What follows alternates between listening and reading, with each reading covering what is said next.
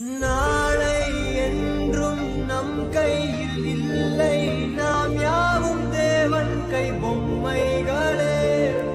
என்றால் கூட போராடு நண்பா, என்றைக்கும் தோற்காது உண்மைகளே. செங்கோட்டை கொள்ளெல்லாம் ஓடு, கோல்டு தேடி வரும். உங்கள் வாழும் நாள் மிக்கை போலே வேர்வை வெற்றி தரும். நாங்கள் ரிஷியும் இல்லை, ஓர் ருஷியை சொன்னோம். Meet your new ACP, Adityan IPS.